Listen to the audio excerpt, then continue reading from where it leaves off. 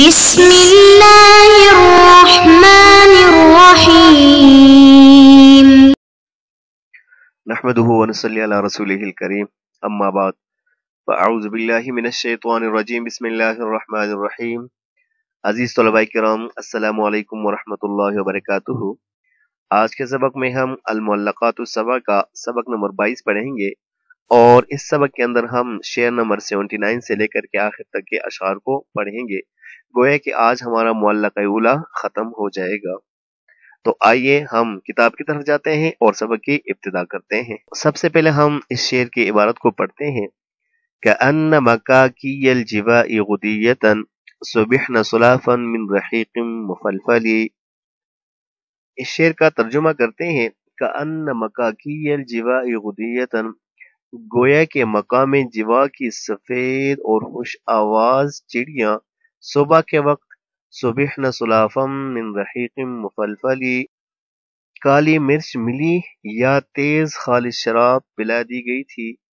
صبحن صلافا من رحیق مفلفل، اس شعر کا مطلب یہ ہے کہ چونکہ پہلے بارش کی حالت کو بیان کیا گیا تھا، اور پھر بارش کے بعد اس شعر کے اندر کہ کأن زرار اصل مجھے میرے غدوتن من السیل والغساء فلکت مغزلی، اور پھر یہاں پہ یہ جو ہے نا وَأَلْقَى بِالصِّحْرَاءِ الْغَبِيطِ بَعَاءَهُ نُزُولَ الْيَمَانِيِّ الْغِيَابِ الْمُحَمَّلِ، اس کے اندر جو ہے نا پھر اس کی خوبصورتی کو بیان کیا گیا تھا کہ جب بارش ہوئی تو بارش جب رک گئی، تھم گئی اور ختم ہو گئی، تو زمین کے اندر زمین سرسبز و شاداب ہو گئی، اور اس کے اندر سبزہ آ گیا، اور زمین ہر طرف جو ہے نا وہ خوبصورتی اور نکھار آ گیا۔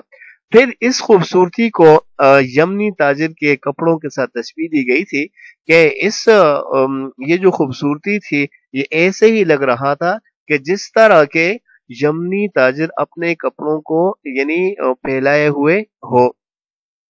اب اس شعر کے اندر جو ہے نا وہ چڑیوں کی چہچہاہٹ کو بیان کیا جا رہا ہے کہ جب بارش ہو گئی، بارش تھم گئی، بارش ختم ہو گئی، تو یہ جو سفید چڑیا تھی، سفید جو چہچہانے والی خوبصورت چڑیا تھی مقام جوا کی، تو وہ یعنی ایسے سرور میں تھی کہ وہ یعنی بہت ہی خوبصورت طریقے سے وہ گنگنا رہی تھی، ایسی گنگنا رہی تھی گویا کہ ان کو کالی مرچ ملی شراب، یا صبح کی جو ہے نا وہ تازی شراب پلا دی گئی ہو، اور وہ اپنے ایسی موج مستی میں ہو کہ ان کو کسی اور چیز کا پتہ نہیں چل رہا تھا۔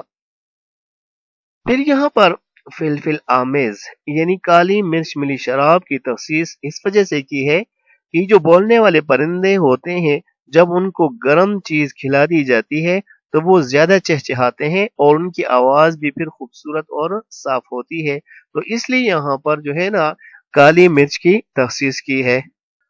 کأن حرف از حروف مشبہ بالفعل ناصب الاسم اور رافع الخبر ہے۔ مکاکیون یہ جو ہے جمع ہے، اور اس کی جو واحد ہے وہ مکاؤن ہے، بمانا ہے سفید رنگ کا ایک خوش آواز پرندہ، اور غدیتن یہ غدوتن کی تصغیر ہے۔ کہا جاتا ہے کہ غدل ابلو اونٹ کا صبح کے وقت آواز نکالنا، اور اسی کو پھر سورہ قلم میں کچھ یوں ارشاد فرمایا گیا ہے وَغَدَوْا عَلَى حَرْدٍ قَادِرِينَ۔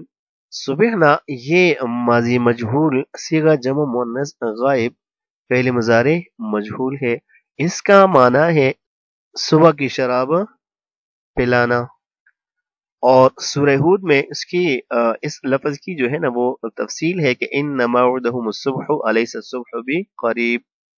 سلافن جو ہے اس شراب کو کہا جاتا ہے جو نچوڑنے سے پہلے خود بخود نکلے، یعنی خالص شراب۔ رحیق بھی شراب کو کہا جاتا ہے، اور اس کو الرحاق بھی کہا جاتا ہے، جیسا کہ ہے کہ یسقون من رحیق مختوم سورہ مطففین میں۔ مفلفل جو ہے یہ دحرج سے اسم مفعول کا صیغہ ہے بمعنی مرچ ڈالنا، اور تیز شراب کو بھی مفلفل کہا جاتا ہے۔ آج کے سبق کا دوسرا شعر ہم پڑھتے ہیں۔ كأن السباع فيه غرقا عشية بأرجائه القصبى أنابيش عنصلي۔ اس کا ترجمہ کرتے ہیں۔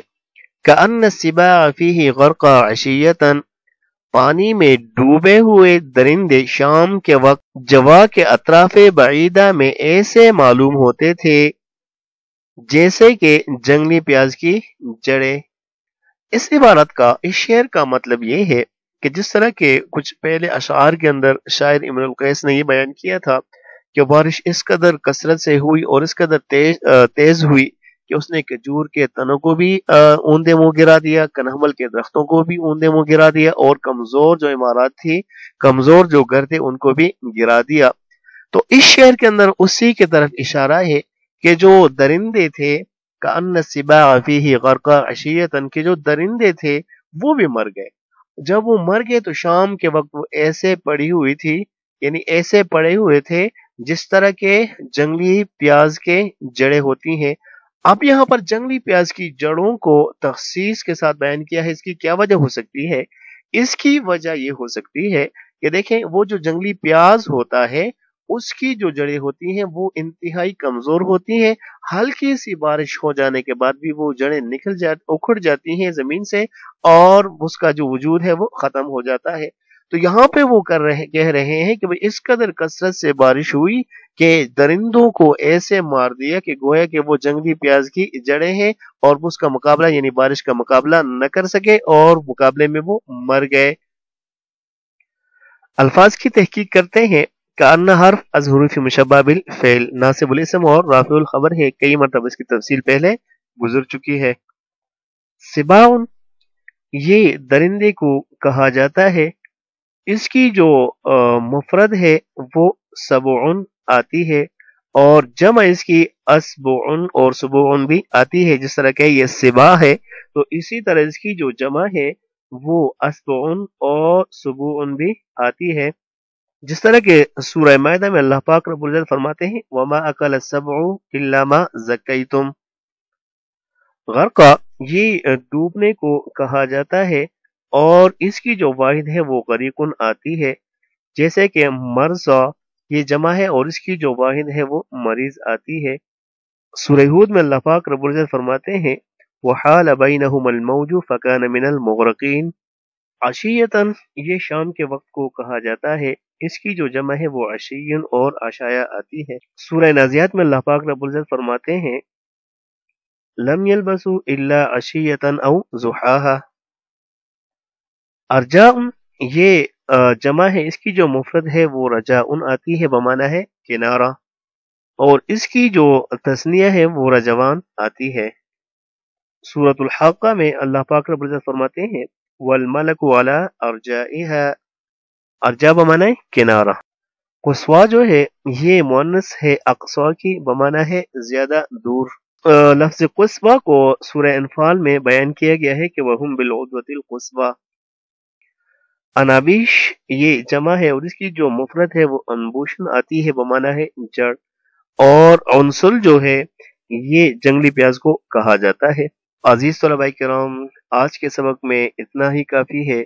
आज के सबक में हमारा मुअल्लक़ ऊला शायर इमरुल कैस का खत्म हुआ और आइंदा जो सबक होगा वो हम इंशाअल्लाहुल अजीज मुअल्लक़ सानिया से पढ़ेंगे।